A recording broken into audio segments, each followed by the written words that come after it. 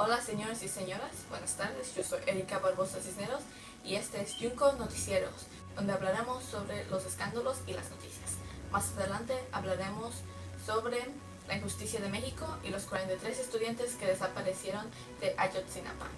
Para empezar este reportaje empezaremos con un momento de silencio para una gran actriz de comedia, María Elena Velasco, conocida como la India María, que falleció a la edad de 64.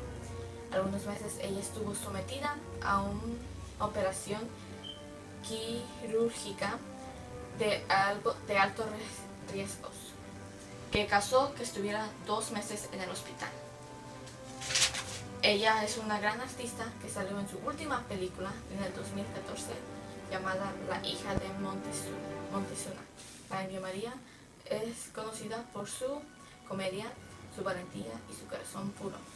La India María será extrañada y siempre recordada en nuestros corazones. Ahora son 3 grandes actores cómicos que nos han dejado: El Chavo del Ocho, el Cantinflas y ahora la India María. Ahora a los escándalos. Anaí dejará las novelas para enfocarse más en su música, en su marido y sobre todo ser madre. Angelique Boyer y Cristian de la Fuente saldrán en una nueva novela juntos. Salieron de la novela Corazón Salvaje y ahora van a salir en una nueva versión de la novela Lazos de Amor, donde Lucero tomó el papel principal de las trillizas en 1995.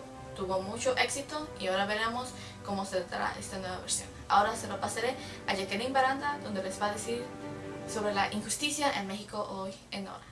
Muchas gracias, Erika, por tu informe, y esa novela suena muy interesante. Parece que la estaré viendo.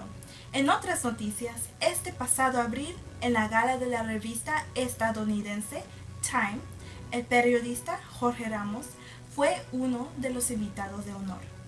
Él fue reconocido como una de las 100 personas más importantes e influyentes del mundo.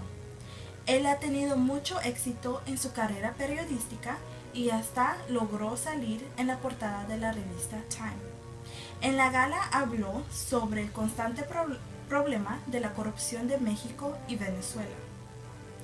Hizo una referencia contra el presidente de México, Enrique Peña Nieto. El presidente mexicano, su esposa, Angélica Rivera, y un ministro compraron muchas casas de contratistas de gobierno. Y esto causó que estas compañías se beneficiaran en millones de dólares.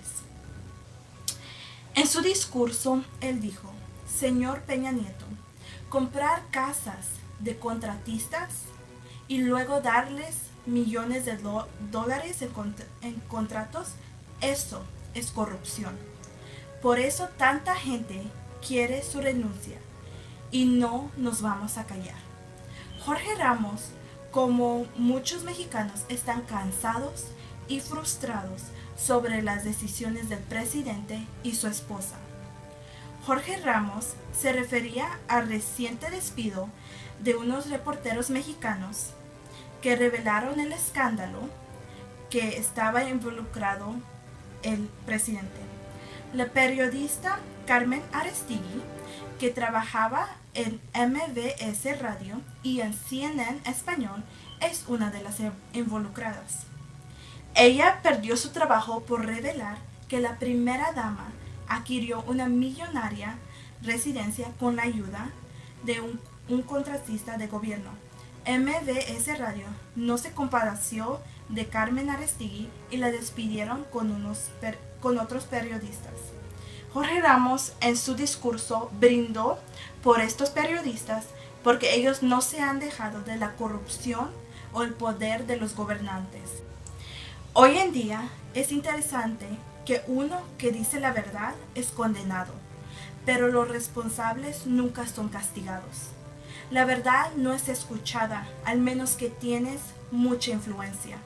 Y ahora Alexis Estrada va a hablar sobre los sucesos de los 43 estudiantes que desaparecieron en Ayotzinapa. Podemos ver que la historia se repite en Iguala, el 26 de septiembre de 2014, porque no es la primera vez que el gobierno encubre los asesinatos de estudiantes. En 1968 comenzó el movimiento estudiantil. Los estudiantes empezaron a protestar contra el gobierno mexicano por mejores salarios y derechos civiles. En la Plaza de las Tres Culturas de Tlatelolco es donde sucedió la masacre, donde el gobierno emboscó a miles de estudiantes y después les empezaron a disparar. En esta masacre fallecieron casi 400 estudiantes y más de 1000 resultaron heridos. Se quemaron gran parte de los cadáveres y los heridos fueron llevados a hospitales militares para ocultar la guerra. Los bomberos y los policías se encargaron de lavar todas las huellas del magnicidio en aquella plaza. El gobierno hizo algo similar en Iguala. Mientras los estudiantes estaban en camino a Guerrero, la policía de Iguala los paró y les empezó a disparar en el autobús en donde viajaban. Después los capturaron y los metieron a camionetas negras. Esta es la información que ha sido verificada por testigos, incluyendo uno de los estudiantes que pudo escapar. Después de que se los llevaron, nadie sabe en realidad qué pasó después. El gobierno empezó a inventar historias de qué pasó con los cuerpos de los estudiantes.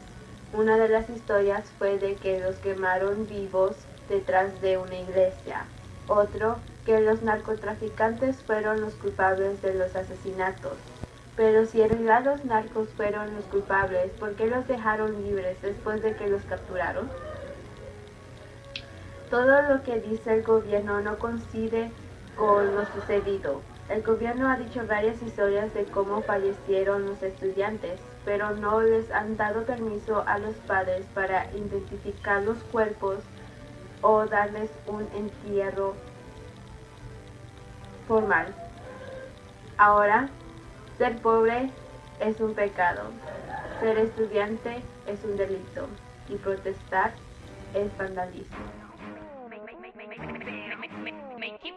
Un cáncer de estómago que causó que Stop. Go. I can't. It's because it's too big. I'm sorry. Yes, I'm gonna make this small. Escándalo. Más adelante hablaremos sobre Podemos ver que... Okay, I put it down, okay? Bloopers. Okay, ready? Erase it, okay. Take 2. Ready? Go. Y derechos civiles. Erica, you were lagging.